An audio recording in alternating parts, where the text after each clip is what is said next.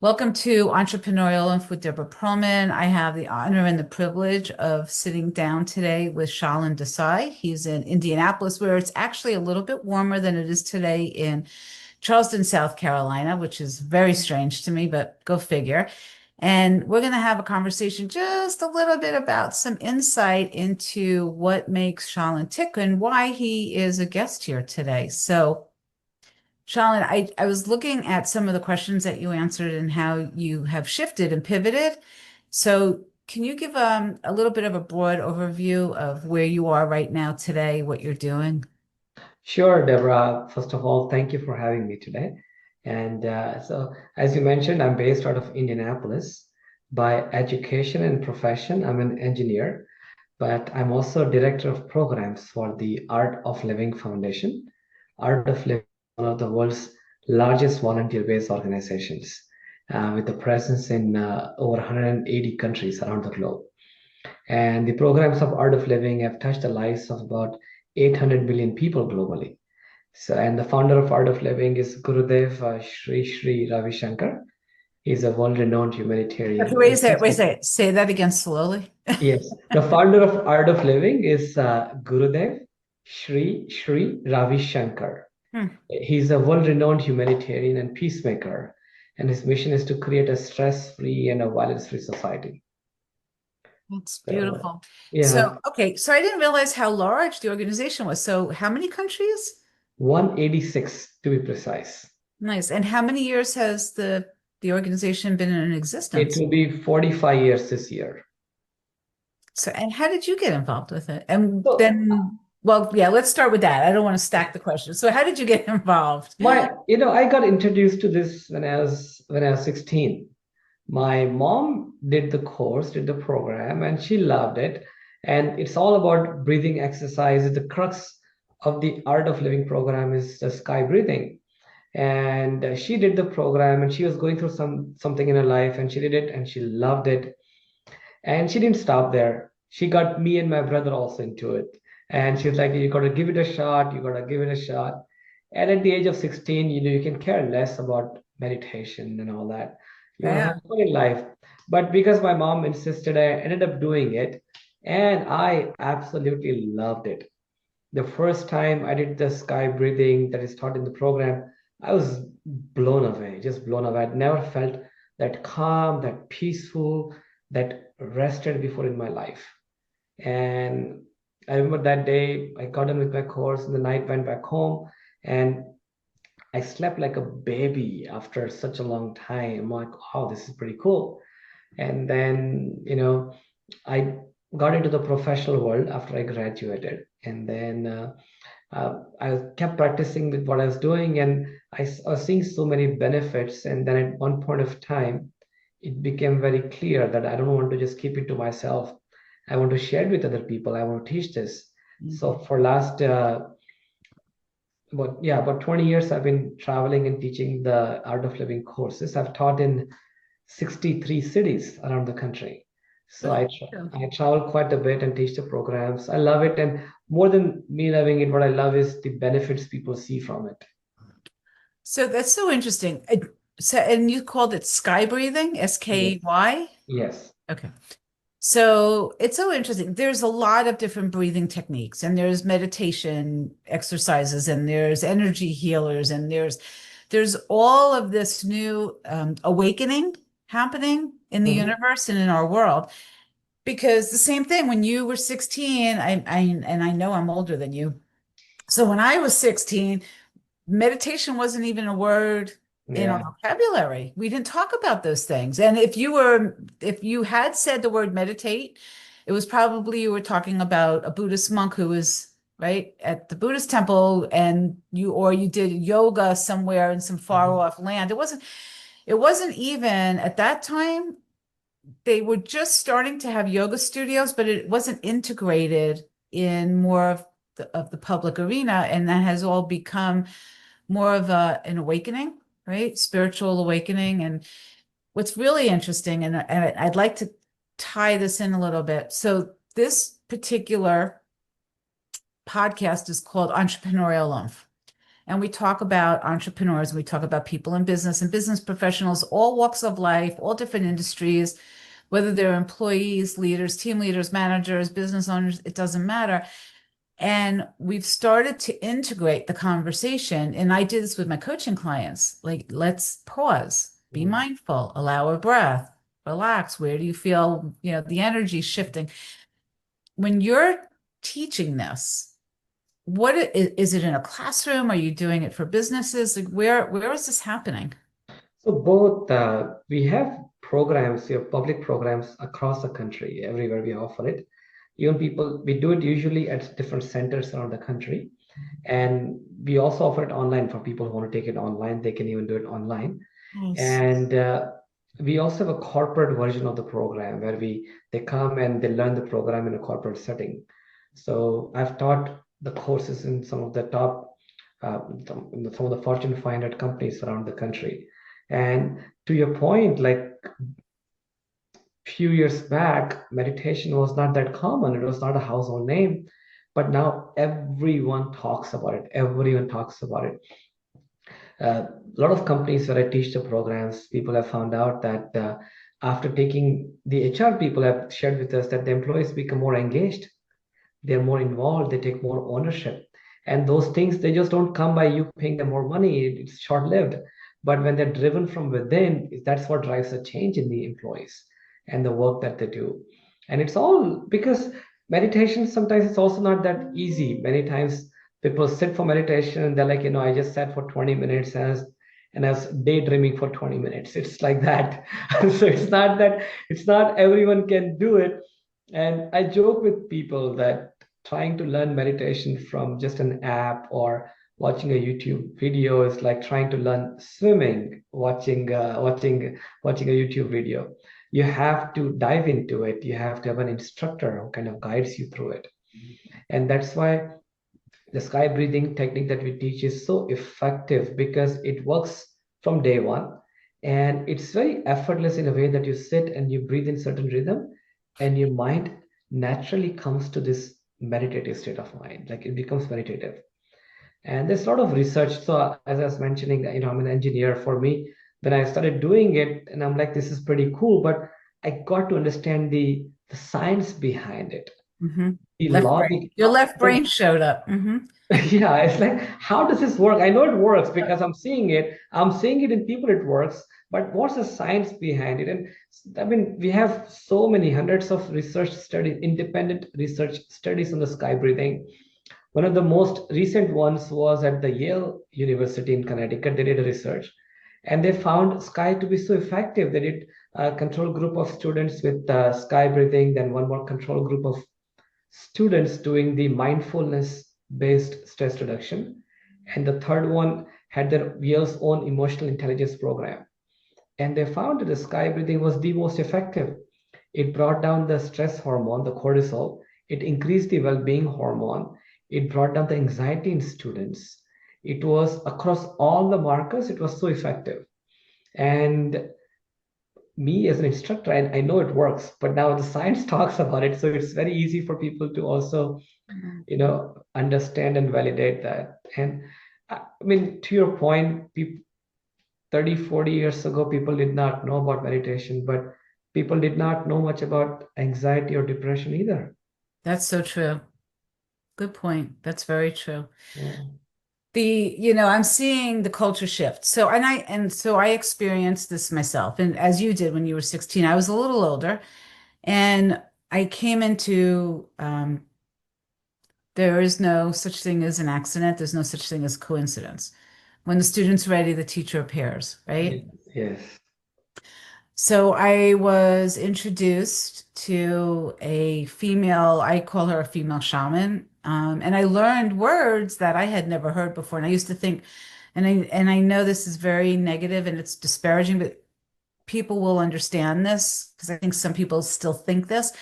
It used to be like the woo-woo language. We used to call it Yeah. that because Yeah. it was the words like be in gratitude, have appreciation, be in alignment, don't be in, and have purpose and intention and focus. And all of those words in that vocabulary were very, very foreign to me. It was like learning Greek.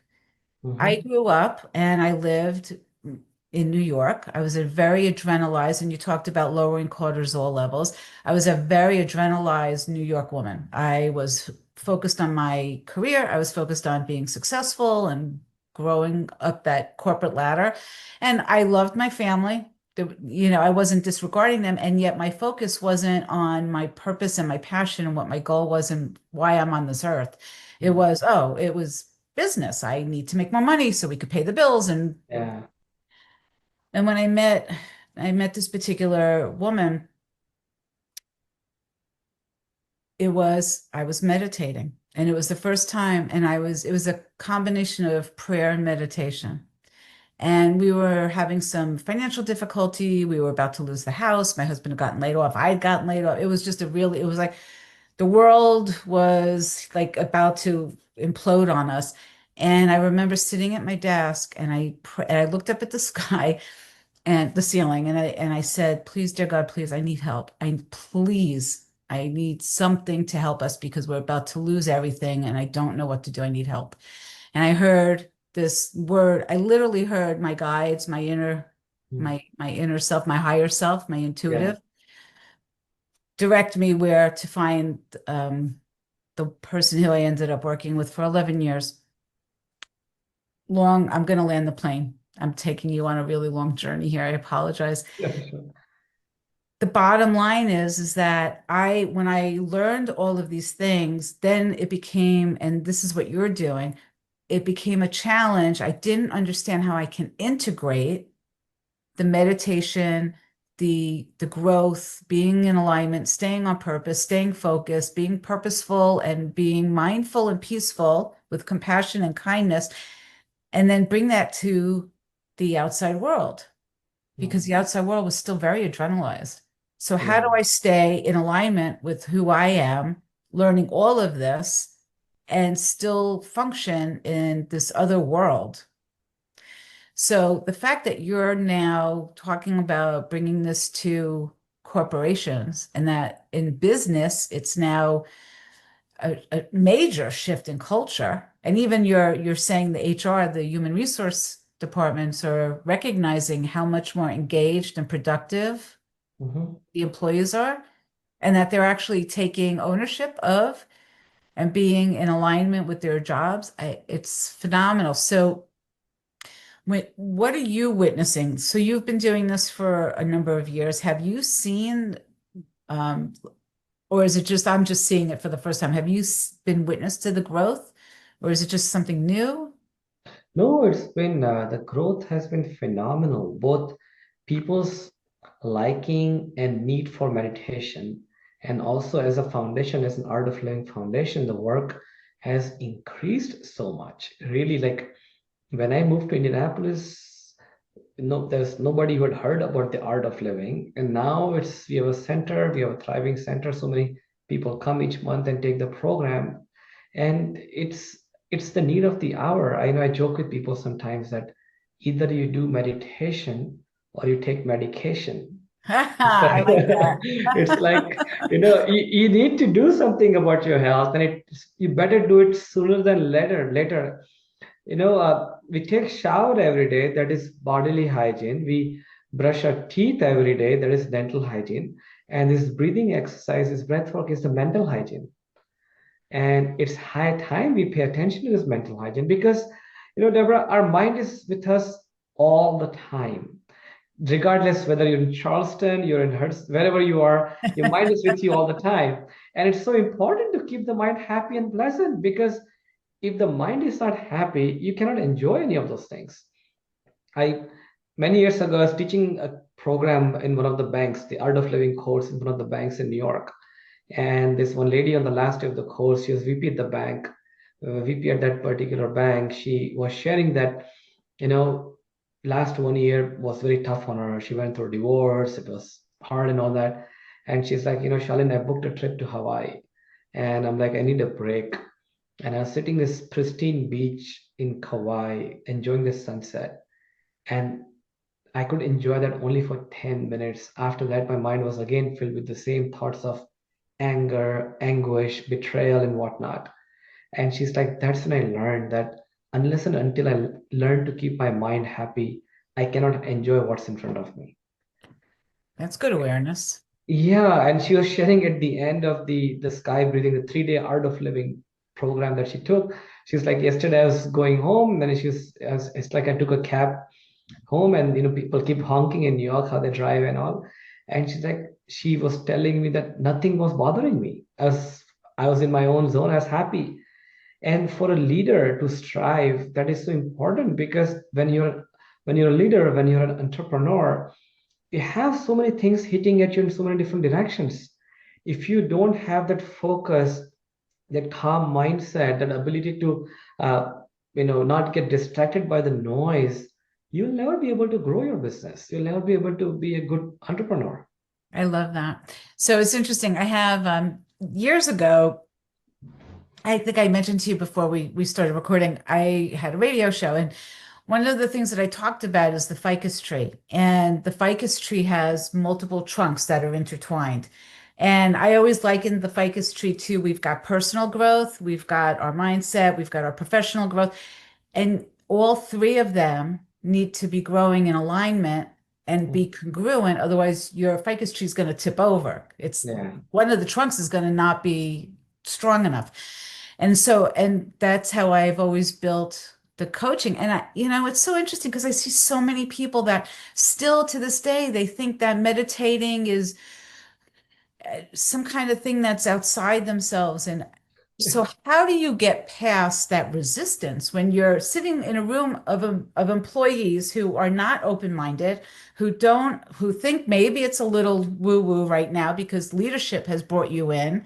So Mhm. they're there because they probably need to be, not because they want to be, which is different. So what's the first thing you do to start to get them to open up their minds a little bit and shift their thinking? So good, very good question, and that does happen one in the corporate settings whenever it conduct the programs. It does happen time to time where you go and we were room full of skeptics sitting there. I love that And word. Yes, skeptics. yes, There you so go. room full of skeptics sitting there, and they're only there because they've been asked by their boss to be there, and so they are there. And uh, what I have seen work is that as soon as they do the first sky breathing, they just sit and do it, close their eyes. And after a few minutes of the sky breathing, when they open their eyes, we see a different person. So I Mm. let the breathing exercise speak for itself. Let them do it until then it's okay. I never ask people not to have doubts. In fact, it's good when they have doubts, they become strong believers afterwards, because then you know it's a real deal. And they just come and then they go to the sky breathing, and just in a span of half an hour, you just see such a huge shift in how you feel, how your mind becomes, because our mind is very tricky thing. It keeps running at 1,000 miles per hour, and it is something so abstract. You cannot control your mind at the level of the mind. You could be sitting here and your mind has traveled to so many places. And how to control the mind, how to manage the mind, the secret is the breath. It's the breath. It It's brings you the back. exactly. It's like you fly a kite. You cannot control where the kite goes, but with the help of the string, you can manage the kite better. Yeah. It's so interesting because I say that sometimes I can, and when you look at someone, you can read their body language and you can see if they're actually listening to you or if they're sitting here physically at you, looking Yeah. at you, and yet their brain is like on a beach in Oahu having Mhm. a umbrella cocktail, right? Yeah. So, yeah, so pulling them back in, lowering the cortisol, increasing oxytocin. There's a breath that I teach my clients on how to release oxytocin naturally. We increase serotonin, we increase dopamine, we decrease the cortisol, which, by the way, the stress and anxiety and the cortisol, that's what keeps us overweight, that keeps us in a state of adrenaline, that keeps us in a state of anxiousness. One of the things that I learned many years ago, which I found really helpful, and I don't know if you incorporate it, is it's she called it straw breathing. It was called straw breathing. Yes, yes, I've heard of it, and it's really, really cool. I mean, once in a while, I've also practiced it, and I've done it. I've done it all. I mean, yeah, I like it too.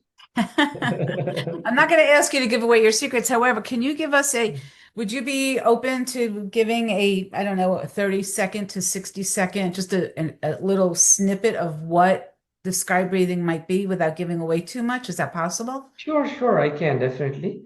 So sky breathing, it stands for this Sanskrit term. It's Su, Darshan, Kriya. So that and yoga. So that's sky. We call it to make it easier for people to understand. We just call it the sky breathing. And there are different rhythms in the nature. Our body also, like there are different seasons. You have winter, then you have spring, you have summer, you have fall.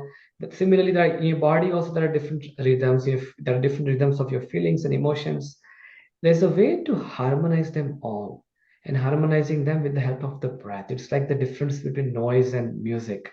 When all the different sounds are in disharmony, it's a noise. When the sounds are in harmony, it becomes music. And in the sky breathing, with the help of the breath, you get a vision of who you actually are, your inner light, your inner power. And if you observe, there's a connection between breath and emotions. Have you observed how's your breath when you're happy? How's the breath? Oh, the breath is great. It's very light, Yeah, it's effortless, just, right? yep, yep, And when easy. you're frustrated, how's the breath? Oh, I take nice deep breaths when I'm frustrated. Yeah, yeah, and that's the thing. When you're frustrated, it's like Yeah. like naturally you do that. And when you're angry, the breath is faster, more hotter. There's a connection between breath and emotions. For every emotion, there's a corresponding breathing pattern. The interesting thing is that the reverse is also true. With the help of the breath, you can much better manage your emotions. And that's the thing with the sky breathing with regulated is rhythmic breathing exercise. You're able to regulate your emotions, let go of those pent up emotions, and in a very safe environment. Usually, what happens when the emotions come out, and more often than not, they don't come out in a very nice way. They don't come out in a very pleasant way. In a very safe environment, you're able to let go of that all that inner stuff that have been stifled for so long, and naturally, you start feeling very light and happier. Okay. So I'm going to put this into layman terms for some Mhm. listeners who are just hearing this for the first time and who also might be skeptics. The breath is, we breathe. And I think there's a level of where we take it for granted. We take for granted that we open up our eyes every morning. I think as we get older, we appreciate it more and we understand how precious and what a blessing it is to breathe and see and hear and taste and smell and feel.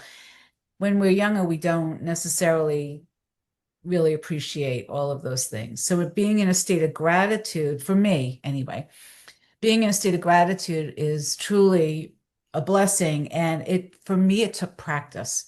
It took practice to take everything that I've learned and integrate it and then stay true to myself and be able to be in the corporate world. And there are some things in the corporate world that I naturally just avoid because Mhm. I realize now that it's not healthy for me. It takes me out of alignment with who I am. And in the moments when I might normally have gotten triggered, and sometimes I still do because I'm not perfect. I'm a work in Yeah. progress. I'm very aware. I'm very hyper aware that, oh, I'm feeling like I'm about to get really upset, sad, angry, hurt, frustrated, whatever it is. So the breath allows me it's like a pause button. Like, wait, don't don't go into and repeat the patterns and the habits that we've had in the past. Let's allow a breath, bring us back to, some people say, source, to ourselves, and then make decisions and move forward from that space. So we're more mindful so that we don't explode and we Yeah. don't, right? We don't say things and react in Mhm. ways that we're going to be very sorry for later. Exactly. Yeah. When you're in a corporate situation, is it just you that's doing the training? And what does the training look like? How long are you there? Is it multiple days? What's the format? So it's over 3 days usually, 3 days, and it's about 2.5 hours each day. and then you come in a setting and a nice setting, and you learn the breath work. At the end of the on the last day, you're even taught how to do it on your own. And for the public programs that we teach, what I really like and what I admire about the way the organization works, the art of living works, is that it's not just that you took the course once and you're on your own. There's a huge support structure. You have lifelong access to your instructors. Anytime you have any questions, you can call them, talk to them, message them, and they'll guide you through your questions. And we have weekly meetups. So people, once they've taken the program, you keep attending those weekly meetups. So what is very helpful is that the retention is much higher because of these things. Many times people have these questions that, I'm very good at starting something, I'm not very good at continuing with it. And that part is very well taken care of here, because even after you've taken the program, there's a community, there's weekly meetup sessions. You can always connect with your instructors. You always stay engaged. Very nice. So, of all of the things that you've experienced, the trainings that you've done, the people that you've worked with, what has been, and not to talk about one particular person, but what situation or what part of the work that you do is your absolute favorite? So I'm at a point where I train the trainers within the organization, and I just love it because it is such a joy to be able to create future leaders. A good leader always creates more leaders, and when you create more leaders who are going to go out and spread this positivity in the world, I'm one one thing has become very clear to me, that this breathing exercises, the meditation and all, it's no longer a luxury; it's a necessity. The world needs this thing. I joke that we have two things common. The entire human race has two things common. One is we all get stressed, and second is we all breathe. That's one thing that is common across the human being. And with the help of the breath, you're able to take care of the stress. Why not? Yeah. It's a no-brainer. What's been the biggest challenge for you over the years? Initially, this was maybe 20 years ago when I started teaching program, a lot of skepticism was there, or people had questions about what this is. Does this help me? Is it's got some religious connotation to it? All kind of questions were there. But now, Deborah, I'm seeing that in last 5, 10 years, the world has really evolved. People have become so much more open to everything, and anything that helps you become a better human being. Why not? That's great. I have a lot of friends and a lot of people in my sphere who do not watch TV. Well, they don't watch the news. They don't watch the news. They don't listen to the news. They don't read the newspaper. And they really stay away from a lot of, well, I can say this to you, and I don't know how many of my listeners are going to understand this language. There is a undertone and a shadow on the earth, right? And I truly believe this, that wants to keep people down and wants to keep us at a level where we're not in tune with ourselves, with our higher purpose, with our mission for being here. And they want to keep us in a state of fear and scarcity and lack. And I think that a lot of that happens through the media. And look, it happens on social media. You can be on your Facebook and you can see a lot of things that are downward spiraling. And I think what I have witnessed is I have a lot of clients who tell me that they're on Facebook and they're checking something about their friends, and then they go off to another topic and they don't recognize it in the moment. They're actually following a downward negative energetic spiral. And it brings them to such a point where now they're tired. They could be a low level depression. They don't want to do anything. They're not motivated. And it's like we have to like clean them up and get them back up again. And like, so uplifting them it can be Yeah, heavy. And sometimes there's real burden. Sometimes look, there's life. People experience, unfortunately, trauma and tragedy, and it's part of being on this earth. And there's some things we can't control, yeah. right? And I think having the mindset that you're talking about and teaching people how to start developing that habit, I think it not only will serve them in the moment and in business, but I think that's something that carries through, right, their whole life, everywhere. Exactly, exactly. So how many organizations or team leaders are you directly responsible for? And then do you work with them on an ongoing basis? What does that look like? So, for anyone who needs to find out more information about the programs, they can Mhm. go to our website. It's artofliving.org. You can go there. In the US, we have about 2,500 instructors. 2,500. 2,500 instructors Very just in the nice. US. Globally, I don't have the exact count, maybe 40,000 instructors that we have globally. And these are all very passionate human beings. Many of them, most of them, they do it as a volunteer. They have their own thing going on, their own businesses, their own jobs and all, but they volunteer their time for it because they're so passionate about it. And so I work with a lot of instructors in the US. I travel around, work with a lot of instructors, teach the programs in companies, and teach public programs also. Nice. So we're going to wrap up. We're actually a couple minutes over, so thank you for allowing me to extend our time a little bit. I find this a great conversation, and I can talk for hours about this, and yet I know that people have lives, and I shouldn't take advantage of your being so gracious with your time. I really appreciate it. If there was one thing that, or one thought, or one something nugget that you would want to share and you want to leave on this earth with people that are listening and people who will listen, hopefully in the near future, what's the one thing that you'd really like to share? There are many things, but one thing, if I will say one thing, one thing, I would say that, life doesn't have to be pursuit of happiness. We've been cultured to pursue happiness. Instead of life being a pursuit of happiness, it can be an expression of happiness. You're not doing something because you're pursuing happiness. You are doing something because you're happy to begin with. Every action you take is coming from a space of happiness. It's coming from a space of lightness. And when that happens, life is a joy. And through this breath work and all, it naturally happens. You're naturally happy from within. Your actions come from a space of happiness. Good for you. Thank you so much. I really appreciate it. So once again, it's Shalin Desai, and it's the artofliving.org. Yes. O-R-G, correct? Mhm. Okay. Thank you so much for your time today. I really appreciate you. This is Deborah Perlman. Thank you for listening to Entrepreneurial OOMPH. Please subscribe to the YouTube channel. You can also find us on iTunes, iHeartRadio, and Spotify. And I have a book, OOMPH, and it does stand for something, but I'm not going to tell you what it is. You'll actually have to read the book to find out. Thank you again, guys. Gotta